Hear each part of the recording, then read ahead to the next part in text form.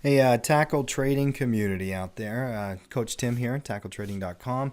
And I was going through the Clubhouse and I saw a couple of questions that I thought were really interesting. Number one, I put in a post from Thursday's Cash Flow Club. It was on 5/2/2019.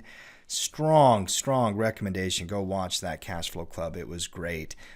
Coach Tyler talked about delta targeting and how to build different delta rules and different delta targets when you're assessing options in your account.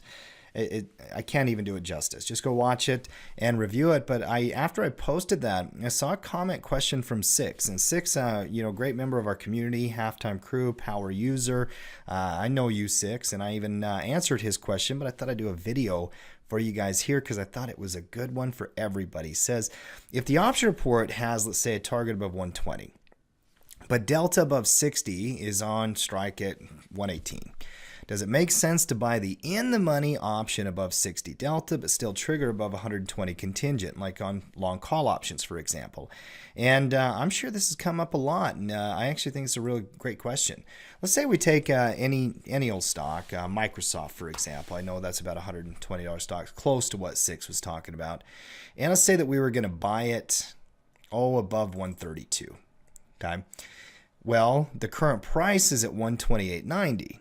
Now, if we were going to buy the breakout up here, and this one has been on our option report in the past during these pivots and breakouts and whatnot, if we were going to play the breakout at a specific price up here, we then go into the option chain, and we have rules, right?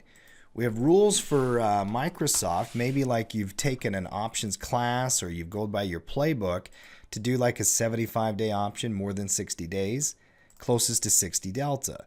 But here's the problem. This is what Six is talking about. That 66 delta option, by the time Microsoft breaks out of 131, is not going to be just a 66 option. So which one should you play? Well, this 130 strike will be at the money when we get there. And we can actually project out. Let's say that we type in 131 and we simulate this delta gain. The delta, when it's at 131.6, should be a 55 delta on the 130 call. That's what this tool is telling us right here. So to answer your question, yeah, you don't have to play the current delta if you're going to trigger when it goes above a certain location. You got to think about what the deltas and the options are going to look like when you get to your trigger point. Six, great question here from the tackle trading community in the Clubhouse. If you're not a member of our Clubhouse yet, go and join it. It's free. It's on our website, Tackle Trading. There's a button right on the top that clicks. It says Clubhouse. Join with your Facebook account or your Google account, and then you can start to communicate with all of our members. We really love that community. TackleTrading.com. Get in the game.